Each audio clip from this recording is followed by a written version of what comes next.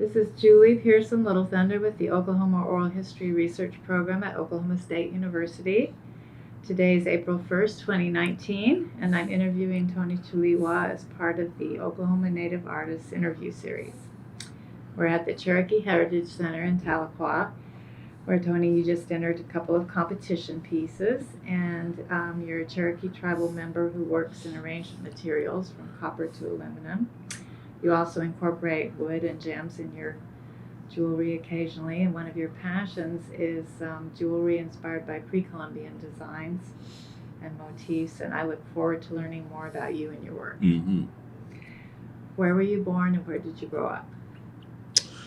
Well, my family's from Oklahoma, but I was actually born in California. But I only spent 3 months of my life out there before we moved back here, so I consider Oklahoma my birthplace. Now, your father was a metalsmith, and he also served in the military? Yeah, that's why we were out in California. Okay. He was in the Navy, stationed at San Diego. What kind of influence did his metalsmithing work have on you? Well, I had known my mother, and he had separated by the time I was 3 months old, and she moved us back to Oklahoma. So he wasn't around for most of my upbringing. But I'd known he had made jewelry, and she had some of his things that stored. And so that was the first influence. But the biggest influence was when I had, after he'd moved back to Oklahoma and got out of the service, he took up his jewelry business again, and I went to visit him. He was, his hometown was Pryor, and so I went up to visit him, and we stayed up all night one night, and he made me a ring, and I watched him make it from start to finish, and I thought, wow, this is neat. So that's what really got me interested in doing it. Cool. How about your mom? Did she have a creative influence on you? Yes, she did. She was a teacher. The big story with her, I like to tell a lot, is that she had gotten her master's degree in English, and her first teaching job was teaching English in Bartlesville.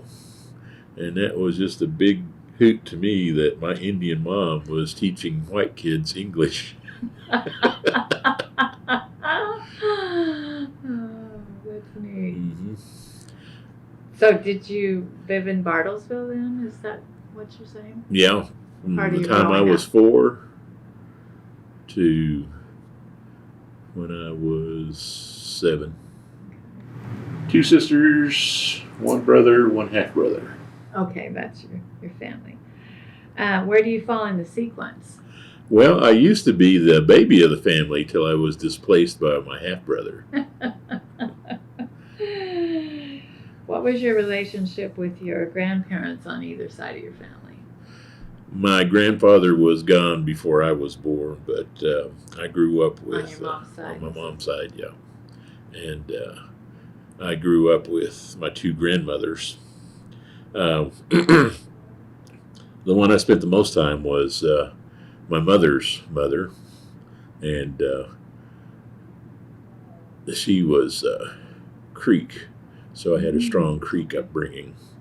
And my grandfather was that. Cherokee, so that's where the Cherokee part comes in, but she was Creek. Creek and Cherokee. And my father's mother, she was a teacher too, and she's the one that inspired my mother to be a teacher.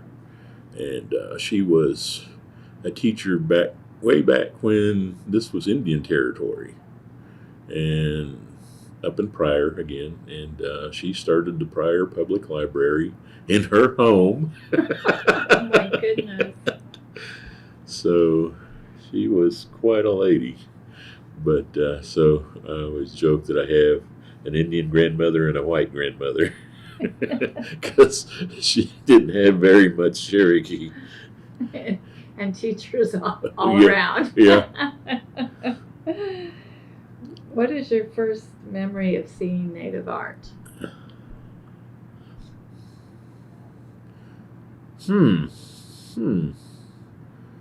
That would be, gosh, that's a good question.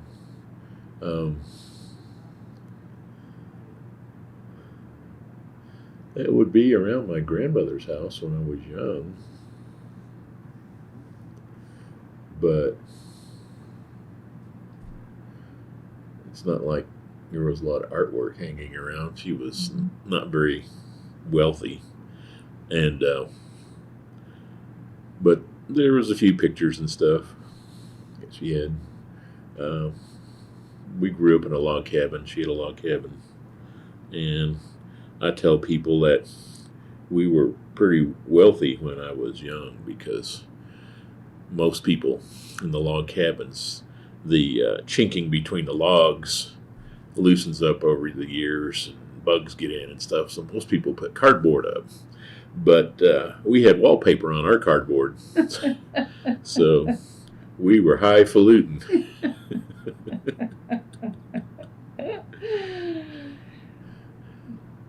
Do you have memories of doing art when you were young? Yeah, just general elementary school stuff. Drawing. Did you like to draw? Yeah, that's what I started out doing, was drawing. I do a few crafts here and there. What kinds of exposure to art did you have in elementary school or middle school? And I guess we're talking about you being in Bartlesville for elementary now. It was just basic elementary school art. And anything reference to Indian was the typical elementary school book stuff. Nothing. And no special encouragement from teachers? No, not really. In fact, one of my third grade teacher, she reprimanded me during art one time because I put a sun in the corner of my picture. I did a barnyard picture with a chicken, and I had a sun in the corner. We're in the third grade now. You don't put the sun in the corner. Didn't know about that rule. So that was a good influence. Well, you right now are living in the community of Evening Shade, and I wonder if you can tell us a little bit about, that community and maybe some of the cultural influences that you've absorbed from it. It's a small community, and mainly made up of 3 families. I was part of the Bernosky family, and then there were the Locusts and the McCoys. Those were the 3 main families that were in the community. And the McCoys were at the other end. And but the Bernoskys and the Locusts, we feuded like the Hatfields and the McCoys.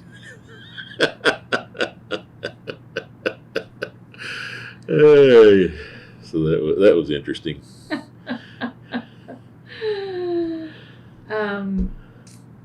But it was a pretty typical Indian community. Not very many. A church there. Little church, and pretty poor community. I didn't know we were poor when I was growing up, but some of the interesting stuff, though, is you think about things like that. Even growing up in this log cabin, there was an influence of some of the dishware my grandmother had from back to the 30s and 40s, and which kind of influenced me later on. And she had some Art Deco aluminum cups, anodized in different colors, and then a few porcelain wares. And so, that was just old stuff at that time. And but it did influence me later. And downtown Bayan, too. Bayan is about 8 miles away from where I live. And the Bayan State Bank, it was real glitzy at that time. It had the glass and the black vitrolite and the aluminum Art Deco stuff. Yeah. So I thought that was really interesting growing up. So that did have an influence early on. And later on, what that got me into was modern art, modern jewelry. Is where that came in. Mm-hmm. And and I think I'll ask you a little bit more about that specifically later on. I understand you were you performed in the drama here when you were like 10 and 11. Yeah, when I was little. Had you done any acting before? No, we were just background people. Okay. My mother, she brought us down here. Thought it'd be a good summer thing since she was a teacher and she didn't have any classes in the summertime. So she drug us down here and we participated in a play. So that was fun. And basically, you're kind of coming down during the summers because you're going to school up there in Bartlesville. Yeah.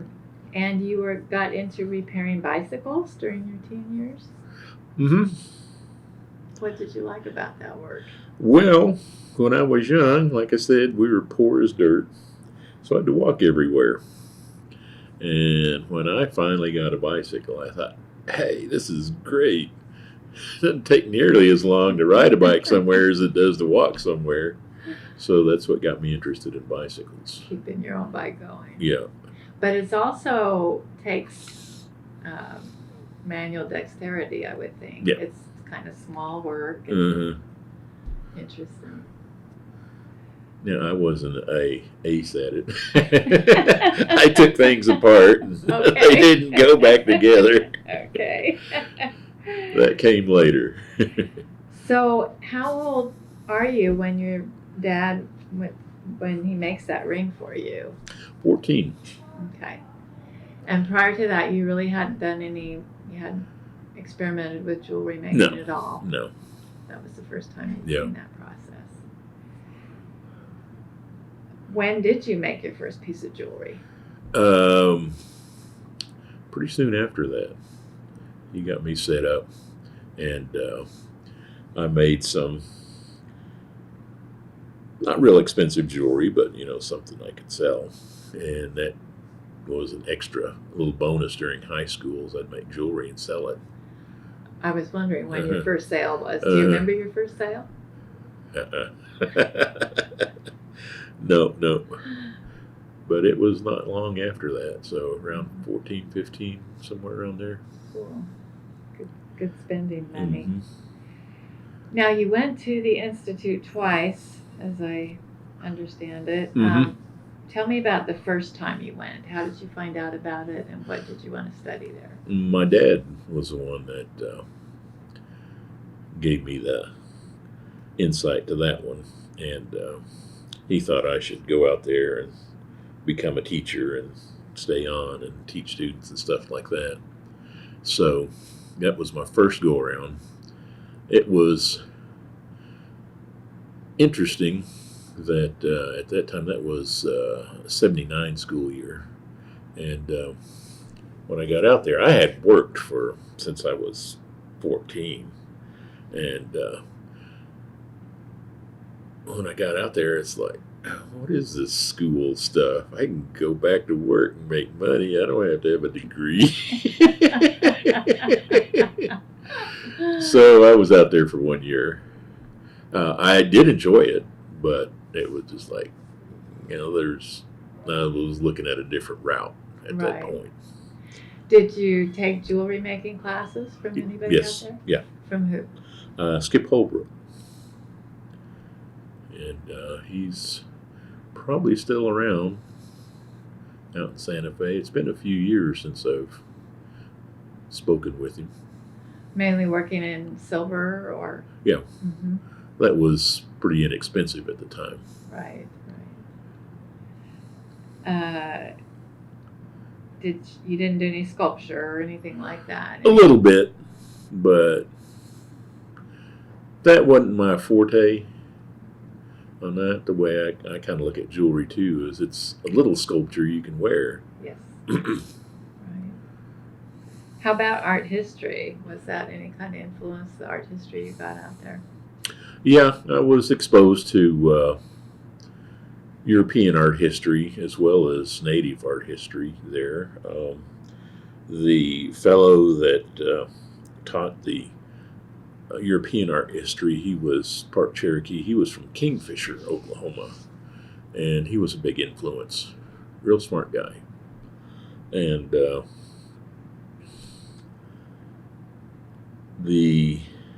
that was kind of during the time. One of I'm going to say the biggest influence on me overall, though, was the school library had videos, and there was one on one up and coming modern Indian jeweler, and Charles Lolema. Oh, And so I watched his video, and I was really taken with his work. And that was when modern Indian jewelry was just taking off. Mm-hmm. So that was one route I was looking at going at. But once I left school, I didn't pursue the jewelry after that. Mm-hmm. My jewelry instructor thought I should hang around Santa Fe and make a name for myself, but I had other plans at that point. Now, I saw you ended up in Ada for a while. Was that before the Institute or after the Institute? Before the Institute. Okay. But you had some influences there, I guess, because you were working at a bicycle shop and you met. Were you doing any jewelry and being exposed to anybody else's work? My first big time job at 14 was I started working at a bike shop. And that was in Shawnee, when we were living in Shawnee at the time. And they had a few satellite stores with this outfit. And so after we moved to Ada with my mom's teaching job, then I went to work for the store in Ada. Gotcha. And so I continued on with the bicycle stuff.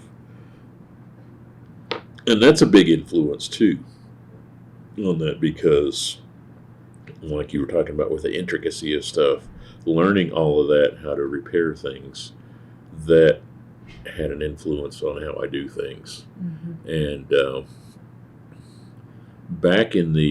I really became interested in the early days of bicycles back in the 1890s and how they incorporated art into mechanics.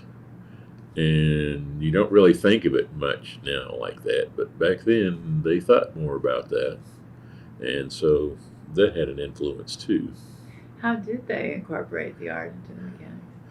Well,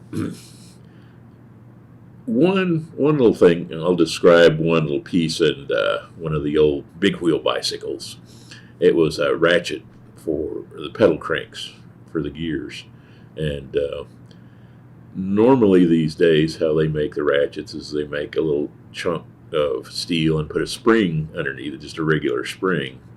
Back in those days, it had a tail coming off of it that curled around, and that was a spring, so it was all one piece. And it was just little things like that. Just neat design elements. Uh-huh. That's neat.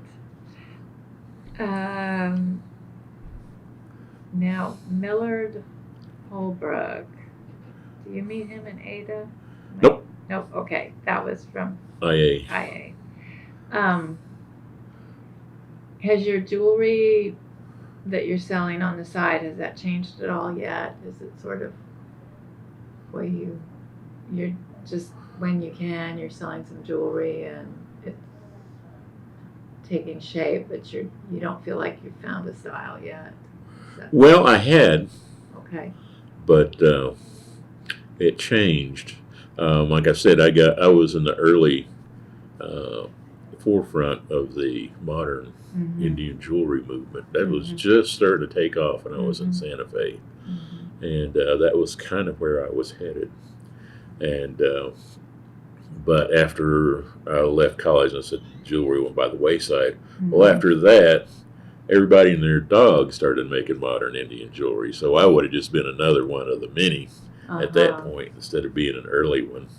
So that kind of, I still pursued that. Right. But it was, how would I say, I wouldn't have been a big influence in that at that point. But now at some point you end up at Haystack Mountain Institute of American Arts. They gave a scholarship to two scholarships to IAIA students every summer. And Skip Holbrook had told me that I was a unanimous first choice for one of them out there because I was doing stuff that was different than everybody else. And they had to think of who they were going to give the second one to. But I thought that was pretty interesting. Yeah.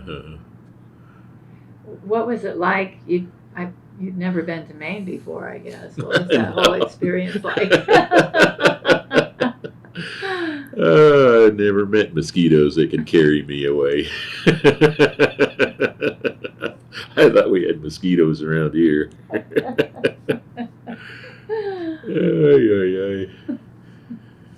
But I had signed up for the session with a Swedish jeweler, contemporary jeweler, and I didn't end up getting that one for some reason.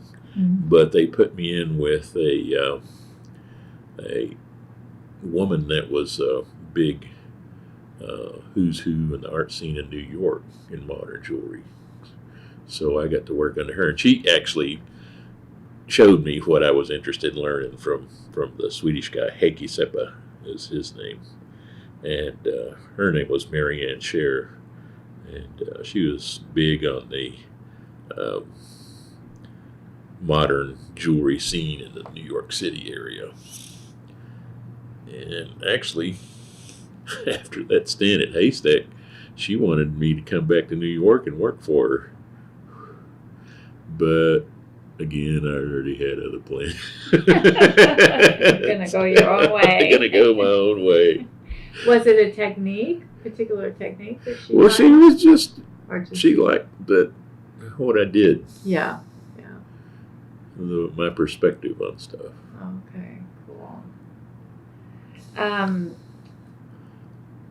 And you spend some time in Texas, I think I read. That's where I opened up my bike shop on my own. So I branched out working for the group in Oklahoma and opened my own shop in Texas. Oh, wow. And I was there from 83 till 2001. So I got a lot of business acumen out of that. Yes, I bet. And are you making jewelry a little bit on the side when you're doing that, when you're running your bike shop? Yes, but very, very little. Because the shop was like having a kid. So all consuming. Yeah. Sure. Okay, so as I understand it, the next time you go back to IAIA, you're going with your son. Mm-hmm. Can you tell us about that and why you decided to go a second time? Well, that was when I was in Texas. He graduated high school, and I thought, I'm not going to put him in the little college here in Wichita Falls. I want him to branch out a little bit. So I put him in school at IA. And a lot of the professors were customers of mine at the bike shop, and some of them had these huge classes, and I knew my son would get lost in those huge classes, whereas IA is a smaller atmosphere, and I knew he'd do better there. So I put him out there. But a year after I put him out there, I thought, he's grown up. I don't have anything to do right now. I can go finish my degree now. So I went back out and finished my degree. Did you have any classes together? No, but we roomed together.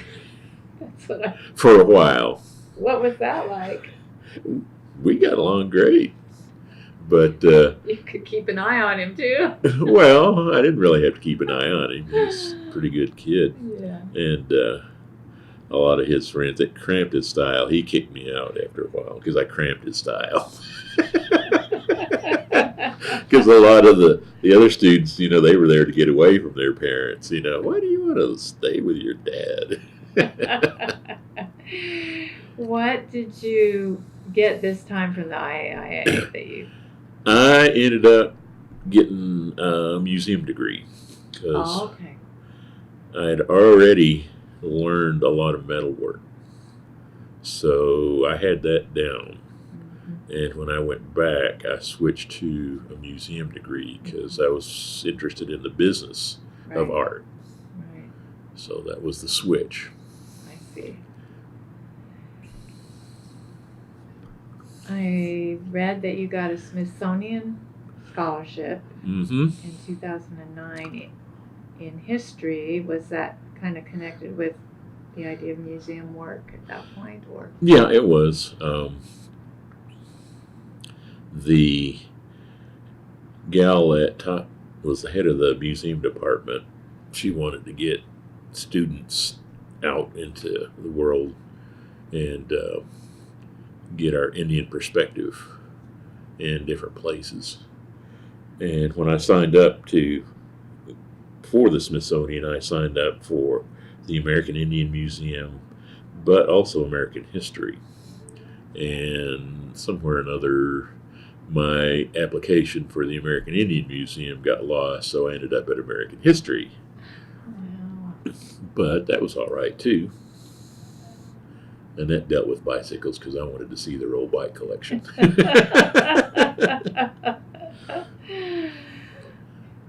What did you have any encounters there with some of the early Southeastern jewelry or pre-Columbian jewelry? Did you have any encounters? No, I would have liked to, but that was all out at their main storage area.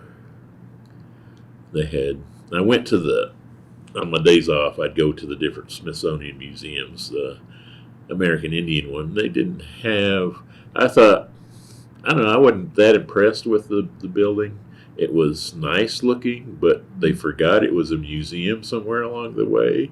And they had all this space in there, but they didn't really have that much stuff that I saw. On display. Compared to the other Smithsonian museums. They had this huge atrium in there, and as I was looking at it, it's like, this is just a massive waste of space.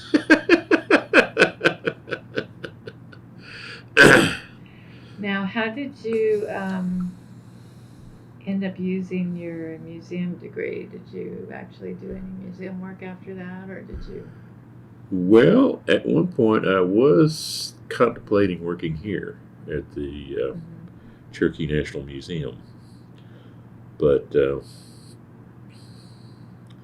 that didn't quite pan out, and mainly because it was like the pay's not real high. But I got into selling collectible bike stuff on eBay to keep myself afloat out here while I was trying to figure out what I was going to do after I moved back here. And I did okay on that. Not a tremendous amount. I made about $25,000 a year doing that. Not bad, are you? But and are you in evening shade? And you're yeah. So here I am in this place that I home. grew up, dirt Mhm. poor, played with sticks and rocks, and in the creek all the time. And here I am now. I'm selling stuff over a satellite. Yes. And when does the jewelry kind of start calling to you? And Well, when I first came back here, they, what show was it? Trail of Tears show. I'm trying to remember which. I think it was the Trail of Tears show. I entered some stuff in that, my modern style stuff, and that's what got me looking more into doing jewelry. And I had it at that point. I had been doing some research on our jewelry, adornments, whatnot from the past, and that's where the copper stuff started coming in. And so, because my dad had taught me silver and turquoise, and so as I started looking more into our stuff, because making silver and turquoise, that's Southwest, and that's not really us. I thought, what is us?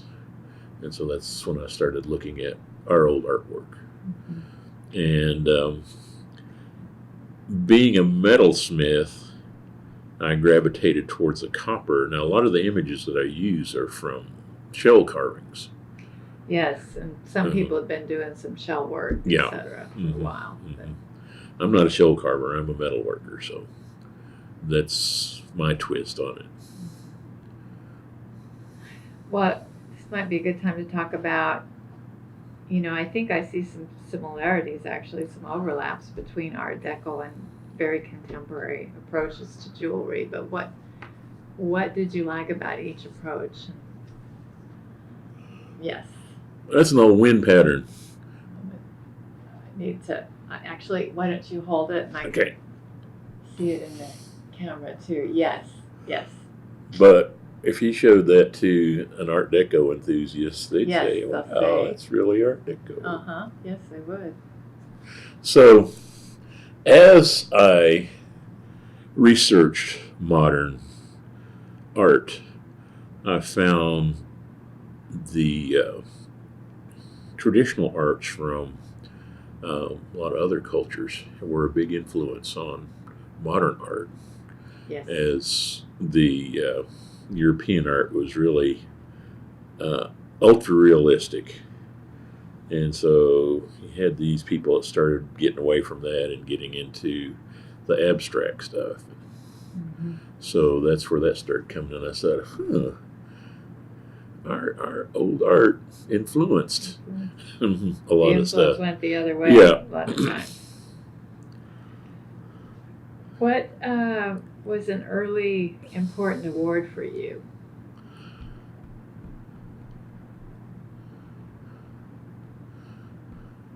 Probably that haystack award. That was the biggie.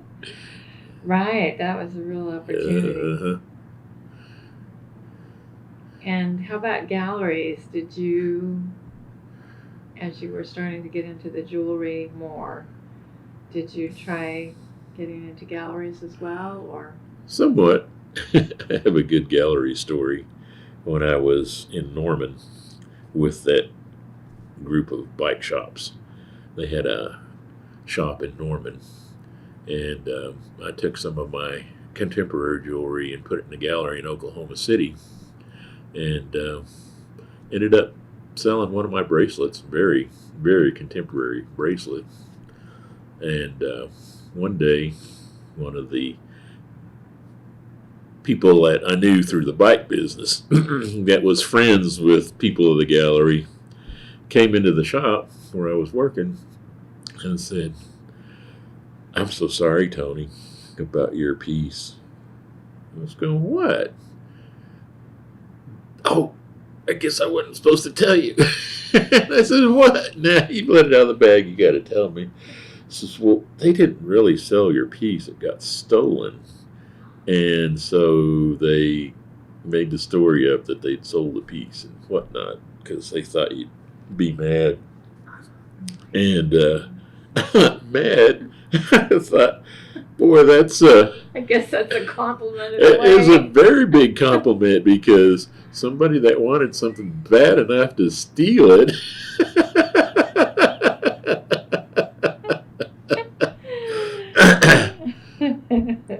Oh goodness. So you do cuffs, and I really love the combinations of designs and the way you use materials in those, and your men's cuffs. And I wondered, could you talk about them a little bit? That's one vein of your work.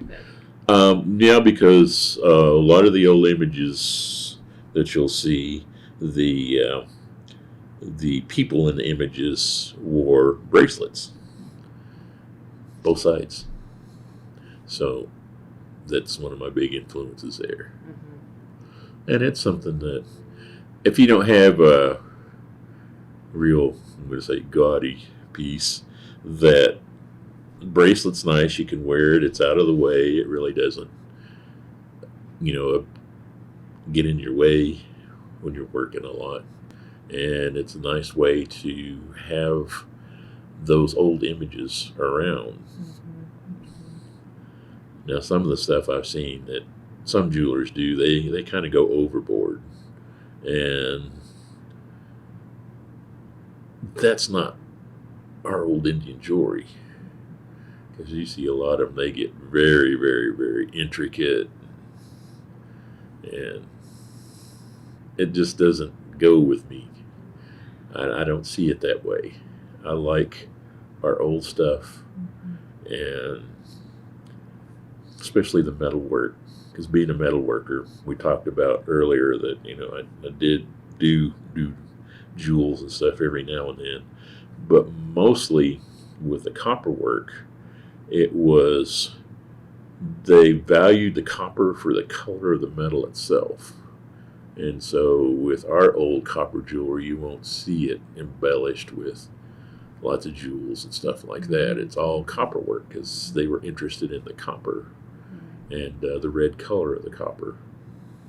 So the focus is on the design, and I can see what you're saying about, it almost becomes a part of your part of your body. Yeah. It feels like, because you can move easily. And are you doing engraving, or are you doing stamping, or Acid etch. combination? Acid etching. Acid etching. Okay. When I came back, after I went back to IAIA and got my museum degree and stuff, and then popped back here, they were wanted to start a jewelry program. Chad Smith was wanting to get that going. And so I got involved with that. The premise of that, the idea that they had, was they wanted something that people could do on the side for a little supplemental income. And there is a lot of stuff you have to know to be an all-around jeweler. And so my idea was, what can I come up with that somebody can do at home, minimal tools, not too hard to do. And so then that's where I really started pursuing the acid etching. I see. And that was something they didn't need a lot of tools for. Right. And can you talk about your gorgets a bit? That seems to be another line that you do.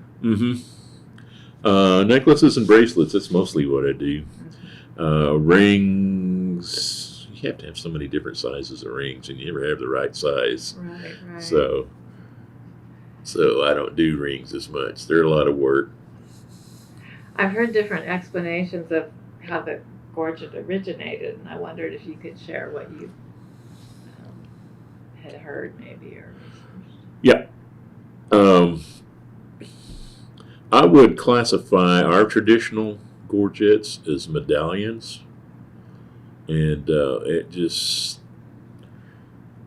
over the years,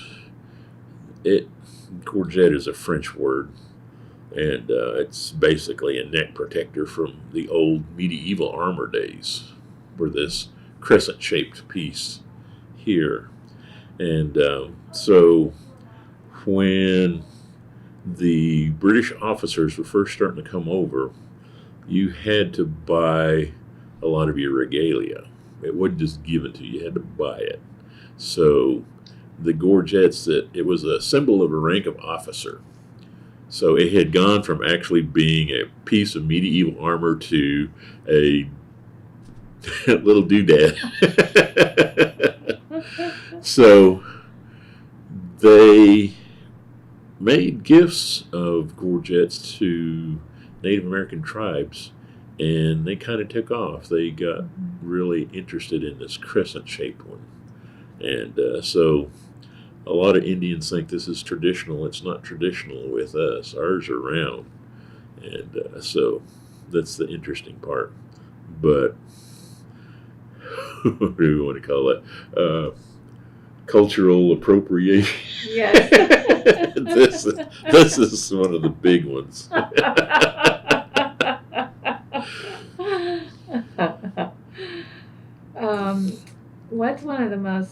What's the most popular item that you make?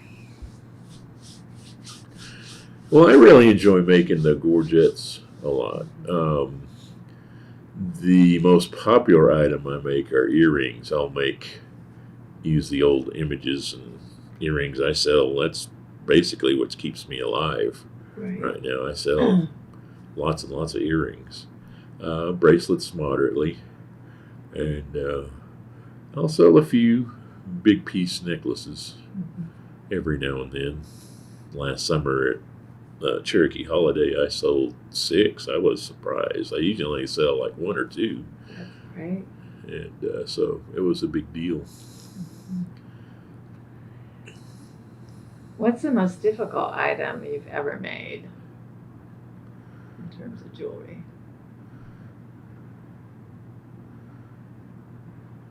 I don't look at it as difficult. I look at it as a challenge to create something that, back when I was doing contemporary stuff, I would do a lot of, challenging pieces. Okay. And that's what caught a lot of people's attention.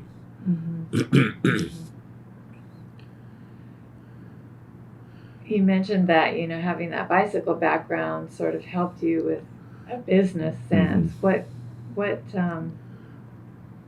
a piece of business advice that you might have for another jeweler?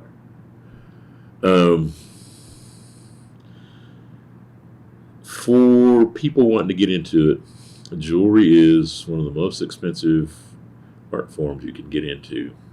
Materials cost a lot, tools cost a lot, and there's just a whole array of tools to get. But what I have found, what I did when I started my bike business, was I started small and just kept reinvesting into the business. And that's the same thing you've got to do with your jewelry, is sell a few pieces, buy more materials, buy a few more tools as you go along. Grow that way, instead of taking out, some people want to take out a big loan and jump into it with both feet, and I thought, no. Sounds like good advice. I know you were in the Return from Exile exhibit, which was a touring exhibit, and got to see, I think, the 2 pieces, or maybe you had more than that. But they were really neat pieces. Can you talk about those pieces a little bit? Yeah, it's... And we probably need to put a date on the show, maybe. Was it... when was it? Did a couple of years ago. End in 2015 it or ran something like that. It ran longer than the original. Yes. But it was funny because when I joined up with the Southeastern art group here in town, it was right after they were getting ready to do this, and they said, well, you got anything that you could contribute to this show, Tony? I know you've only got 2 weeks. Everybody else has had, a year or better. You've got 2 weeks. Got 2 weeks. So I had a couple of pieces that I'd made that were tongue-in-cheek, and they were based on traditional Gorget images, but I centered them around casinos because looking back, when you look back through this older art forms that we have, they have this particular area, the Mississippian era, that area, the Hopewell, the blah. And I thought, well, what would be the new the new era for ours? And the casino era is what I came up with. So they were playing on the casino stuff.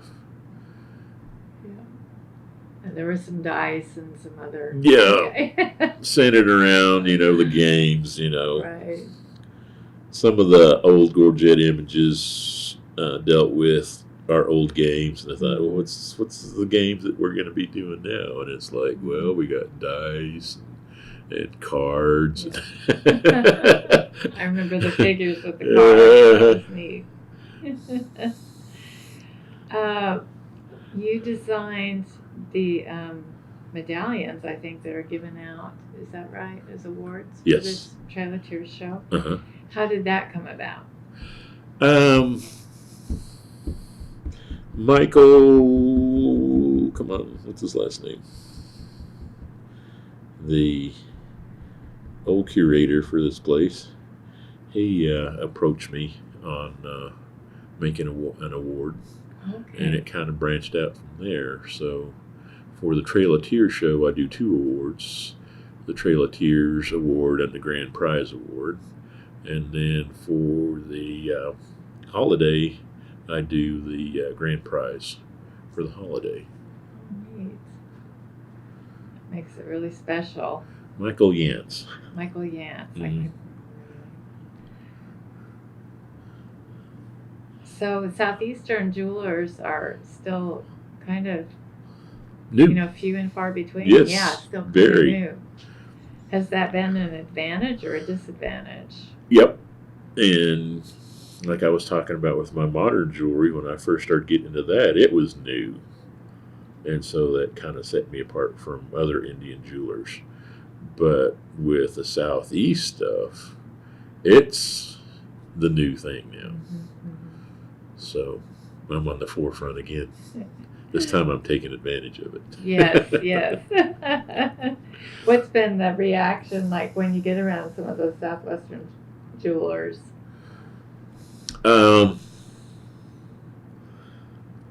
I don't have anything to say about that, but a couple of things I have to say are when I wear my jewelry out, people that haven't seen it before in the regular world, a lot of it tend to think that it's Aztec or Mayan.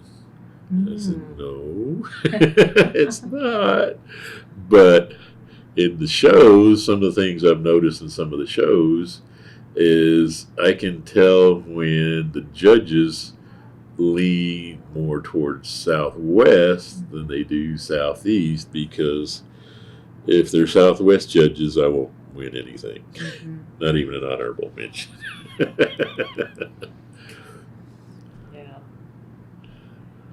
Do you do that show at, do you do any out-of-state shows? No. No. Furthest I do is down in Chickasaw country.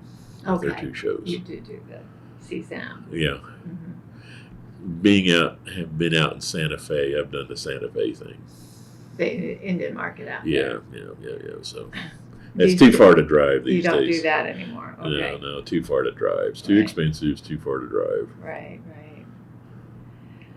Well, so talking just a little more specifically about some of your materials and techniques and stuff, you mentioned that you do acid etching with the copper, and I wonder if you can just give us kind of a layman's description of what acid etching involves. Originally, acid etching was when you would take your piece of metal and coat it with basically asphalt, the liquid asphalt, and you'd scratch your design into it. And then wherever you had scratched the asphalt off, when you put it in the acid, it would eat away at the metal and then leave the design that you inscribed. Over the years, it got a little more sophisticated, and they started using photography as etching for etching patterns. You could paint this emulsion on your sheet of metal and then expose it like a photograph and then etch it that way. And the new version of it came through the electronics industry, believe it or not. The techniques that I used were actually made as a one-off kind of small production one-off system for doing circuit boards. Wow. So it allows you to plot out your stuff on a computer and then make your templates, and then basically it's an iron-on at that point. And then a lot of people, oh, you cheat, you use a computer. If I didn't have a computer, I would use drafting tools because that's just the way I am. So it's not any different with me using a computer than I would be using drafting tools. The plus with using a computer is with the templates, you don't get any little unwanted artifacts on your template that would leave little what they call flea bites and stuff. Yeah. So that's why I chose to go that route. It gives a good clean template to do it with. And it's not as easy. You think, oh yeah, you just draw it on the computer. No. It's not that easy because there's a lot of gradual curves in Mississippian art, and you can't make a gradual curve like a swoosh. You can make an arc. You can make an arc, but you can't make a gradual curve. What you got to do is you got to piece together a bunch of arcs to make your gradual curve, and that can get pretty intense. I've gotten better at it now, so it didn't take me as long. But when I first started, it would take me a long time to make my patterns. Wow. Yeah, that totally makes sense. And copper, is copper one of the most expensive materials now, or is it? It's in between? Getting close to what silver used to be back in the late 70s, early 80s. It's still a little cheaper than silver as far as it was then. Silver back then was roughly about $4.50 an ounce, and that's still a little bit more than what copper is. But now, I haven't checked silver lately, but it goes up and down. It's generally up around $17, $18 an ounce. So it's got quite a bit more expensive. Yeah. Do you ever do any stamping or not on silver work or anything? No, I don't. And basically because I was looking at developing a technique which I could teach people to do this, because that's a pretty good skill to do stamping. And I've done it in the past, but this is for teaching people how to do something in a relatively short time. This is a lot easier way to do it. And I can get a lot more intricate designs with the acid etching than I can with stamping. How about precious stones? Are you using any of those now at this point? No, and I see a lot of people. I won't say a lot. I've seen a few people doing Southeast stuff that do putting precious stones in it, and to me, that's just. How do I want to say it? That's just placating the people that want European jewelry. Gold and platinum and faceted stones. So, no, it's not Southeast. It's not. The whole thing behind our stuff was simple.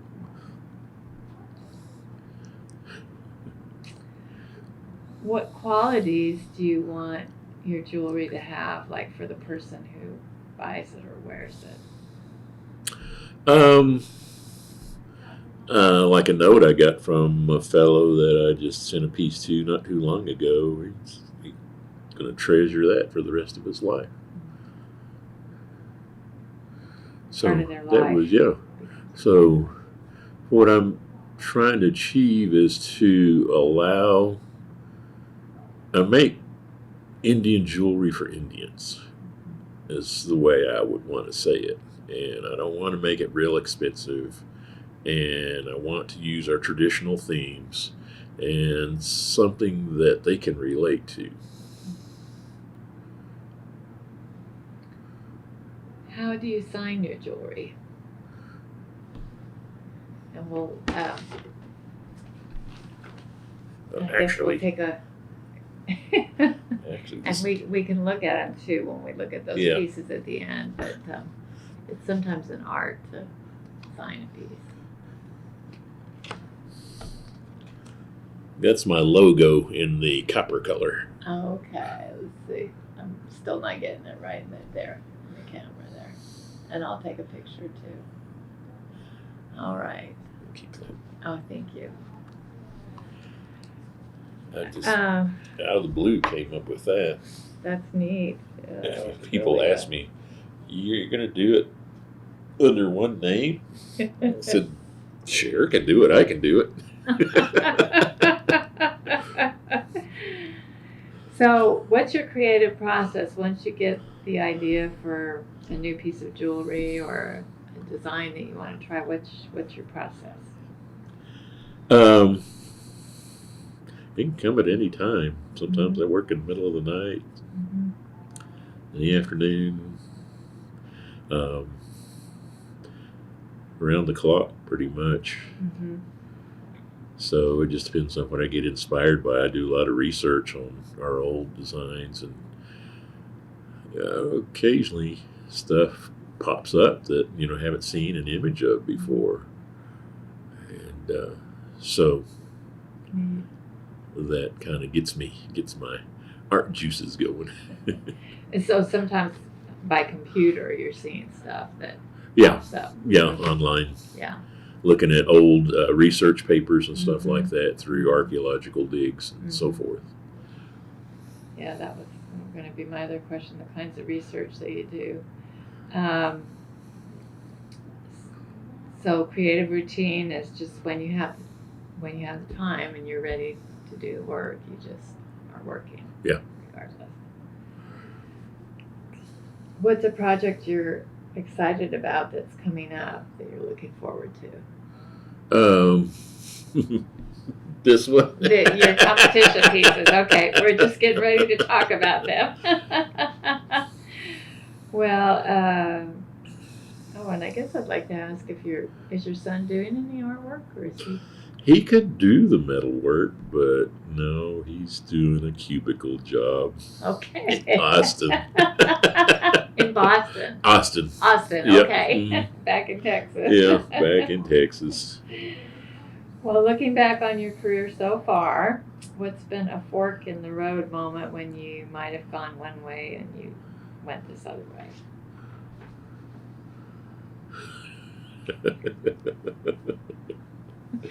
It brings up to mind a cartoon that I saw one time. Single frame cartoon at Non Sequitur, and has a fellow and the devil standing on the road, and the road forks off, and over one of the caves that the road goes into, there's a sign that says, "Burn in hell for eternity." And then on the other cave, it says, "Remodel your house while you're living in it." And the guy's talking to the devil saying, "It's kind of a toss-up, isn't it?" That's great. Oh, That's my fork in the road story. okay. So, what's one of the high points of your career so far? Well, the copper work is now. I think I'll be doing this from now on. And there's always stuff that pops up that's interesting. Really interesting. Uh-huh. And what's been one of the low points doing your jewelry?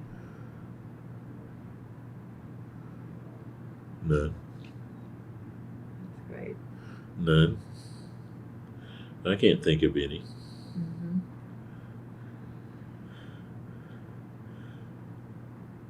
Maybe the one time I was in a restaurant one time and I went to the restroom to wash my hands and took my ring off and set it down on the counter and walked away and left it. Oh, no. It wasn't there anymore. Oh, yeah. Well, is there anything else we should talk about before we look at your work, your competition pieces? Not that I can think of. We've covered quite a bit. Okay, well, I'll pause it a minute and we'll set those out. All right, Tony, we're looking at a necklace and a cuff, a medallion and a cuff, and I'll just let you talk about maybe the necklace first. The necklace is from the Hero Twin stories, and this one I called Morningstar. And although most people looking at this one would see an image of basically a headhunter here, it's not really the story that goes with it.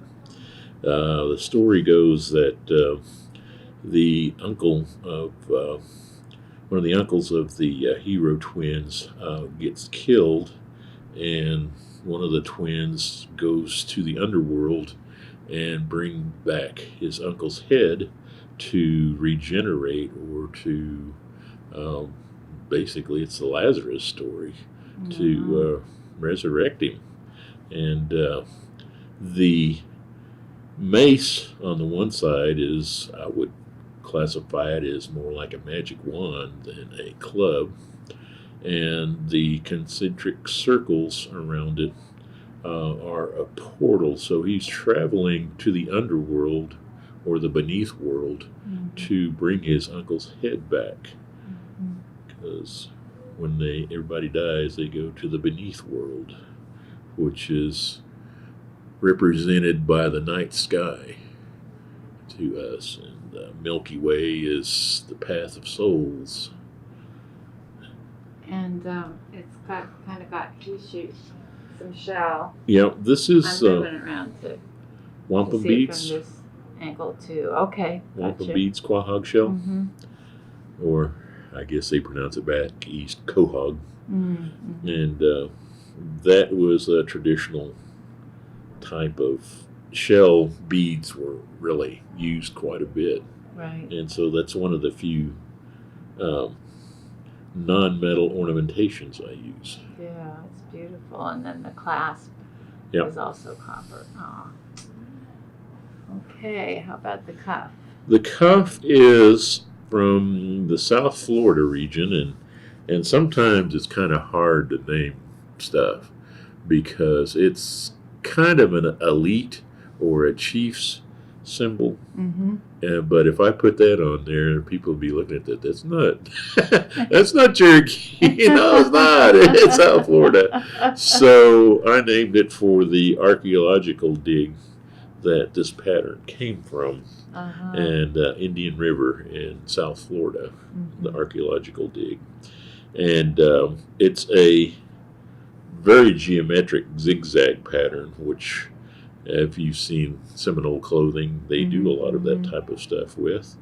Yeah. And this actual pattern was just 2 diamonds on a bone pin, so about the size of a regular writing pin. You know, this pattern was on there, so I just Oh my gosh. made it bigger Yes. to wrap around the bracelet. It's a really neat pattern. Mm-hmm. And then on the inside, can we Yes. see your signature?